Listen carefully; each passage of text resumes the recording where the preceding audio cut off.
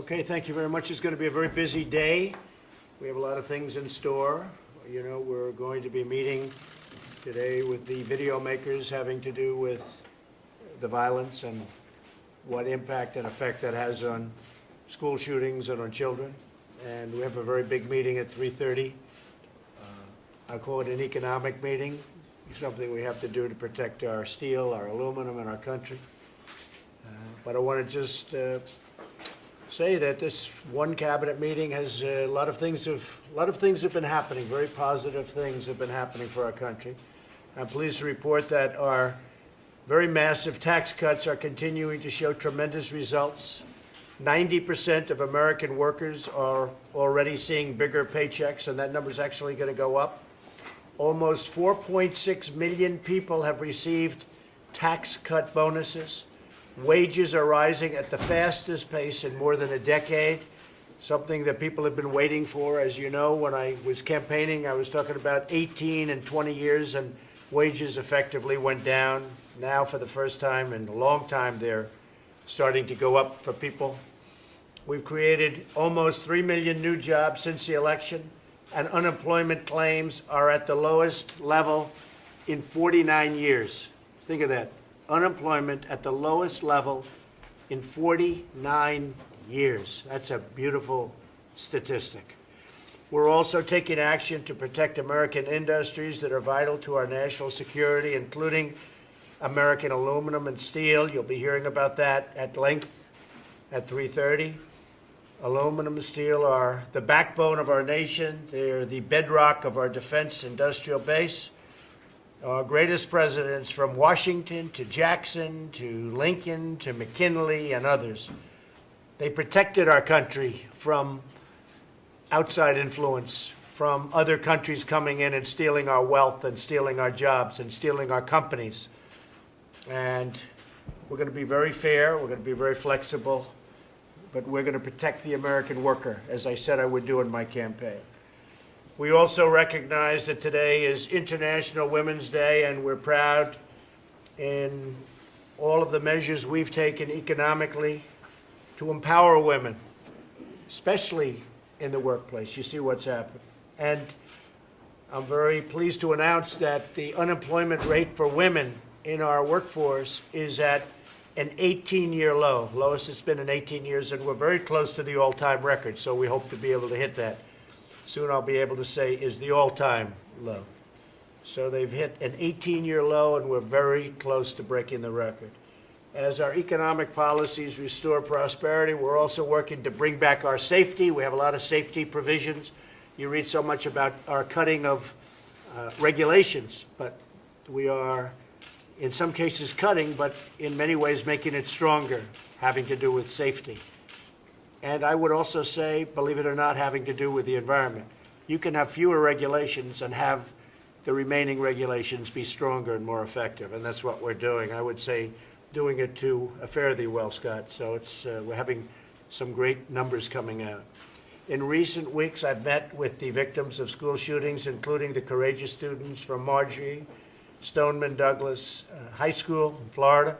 In the aftermath of that terrible tragedy, we're taking very strong action. As you know, bump stocks, we're almost finished with the legal papers. We have statutory ceilings that we have to go through to get rid of things that people agree that we should get rid of. So bump stocks are just about finished from the standpoint of getting the legal work done, the paperwork. Again, you have to wait periods of time before you make the next move, and it's a long, complicated process, unfortunately, but bump stocks are going to be gone. And I want to congratulate the state of Florida and your representatives on some very good legislation that's been passed. I guess they've been listening to me a lot more because unexpectedly they passed concealed carry for some very special teachers that have a great ability with weapons and with guns. And they passed that. It was somewhat surprising to people because they didn't go in thinking about that, but I guess they liked what I said. And a certain group of people have great talent. They're in the school. They love their students. It's concealed, and I think it brings great safety. They're on the site. You don't have to call them. It doesn't take 15 or 20 minutes to get there, and you know exactly what's going on. So they passed that, and a lot of people were surprised. I wasn't so surprised. I think they did a great job in many respects, but they passed a lot of very good legislation last night. We're working to harden our schools and to make them less vulnerable to attack. We're working to strengthen our early warning system so that when there are red flags, as we had in the case in Florida, there were 39 red flags, which is a disgrace. So many red flags. They were crying out for somebody to go and nab that guy. Authorities will take action quickly and decisively. And we're working on common sense measures to protect the rights of law-abiding gun owners while keeping guns out of the hands of those who pose a violent threat or even a threat. Background checks are moving along in Congress, and I think moving along pretty well. You know, you've been covering Congress for a long time, and some things like even background checks, making them tougher. It's never that easy, but it's moving along, and a lot of great things are being done. We're making them much tougher, but a lot of things are happening right now as we speak. I will also say that at the state level, a lot of states are doing things that go along with the federal government. A lot of this can be done by states, as was the case over the last few days with Florida. And really some tremendous legislation is happening with states and having to do with school safety and safety. But it's not enough to secure only our schools. We must secure the communities where our kids are growing, and wherever they go, we have to secure, and wherever anybody goes, not just the kids. And that's why we're committed to reducing violent crime like I think no other administration. We're fighting the deadly gangs, the MS-13 and the gangs. They're vicious, they're horrible, and there's just no excuse for allowing them to flourish as they were. We've taken thousands of them out of circulation, gotten them out. We've gotten them out of the country, or they're in jail. And we're tackling this deadly scourge like nobody's ever tackled it before.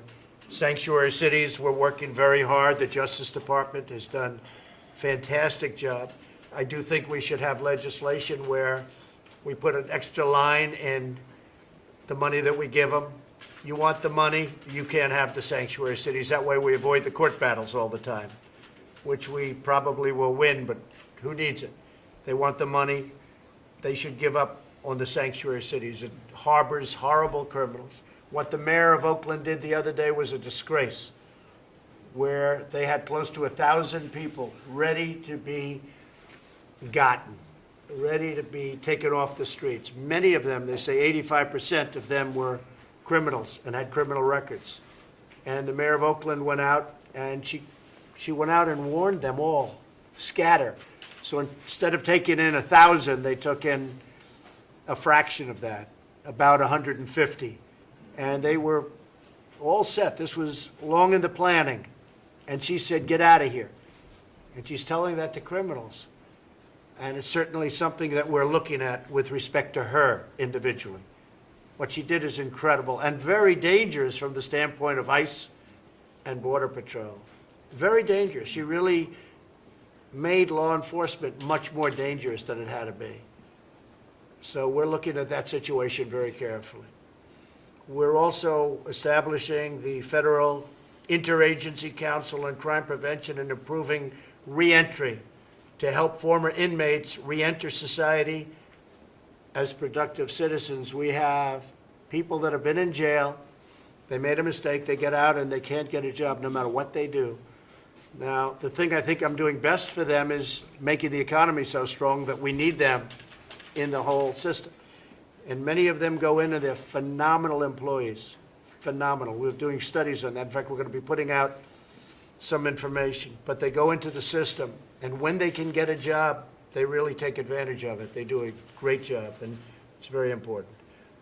Each of the cabinet secretaries here today has a very vital role.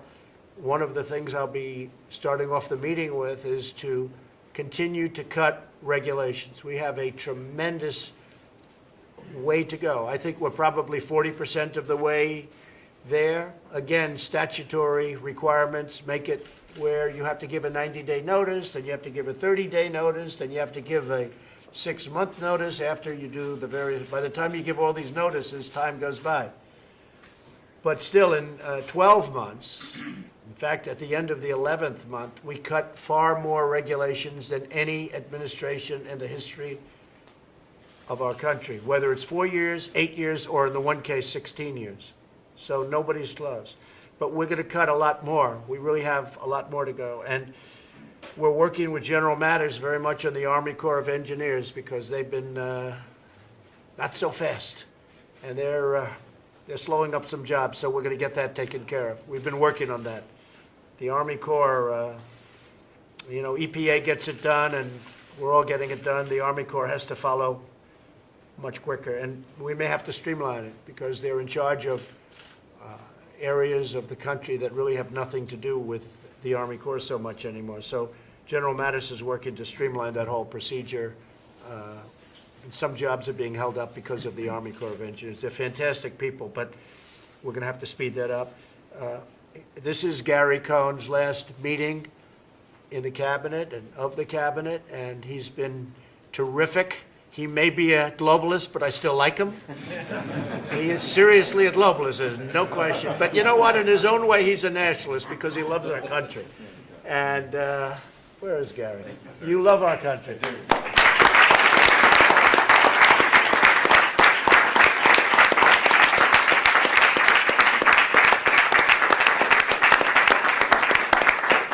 And he's going to go out and make another couple of $100 million, and then he's going to maybe come back.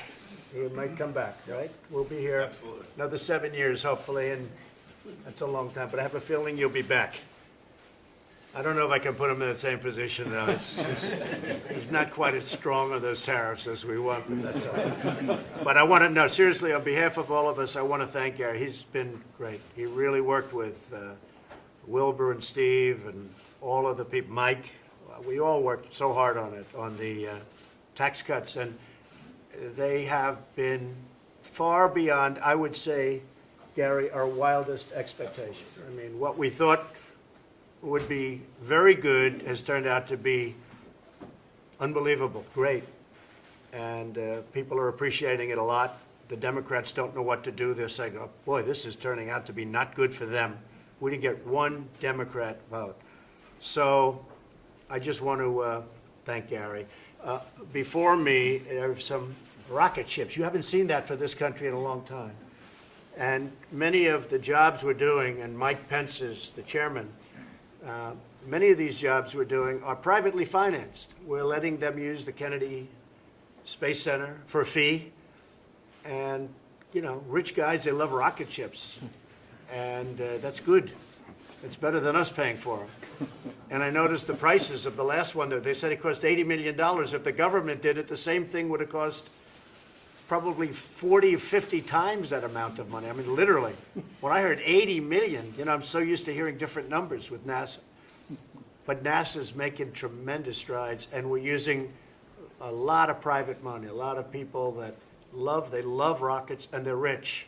So they're going to be a little less rich probably, but a lot of rockets are going up. And we're really at the forefront. Nobody's doing what we're doing. I don't know if you saw last with Elon with the rocket boosters where they're coming back down. To me, that was more amazing than watching the rocket go up, because I've never seen that before. Nobody's seen that before, where they're saving the boosters and they came back without wings, without anything. They landed so beautifully. So we're really at the forefront, and we're doing it in a very private manner. At the same time, NASA is very much involved in doing their own projects. But we're bringing that whole space flight back. We'll be sending something very beautiful to Mars in the very near future. And we're going to areas that nobody thought possible, certainly not this quickly. So we're very proud. So they had these outside. In fact, they were sort of spread much further apart. I said, let's bring them a little closer so the cameras can see it. But it's really amazing what's happening with regard to space and our country. Thank you all very much. Thank you. Thank you. Thank you very much. Thank you.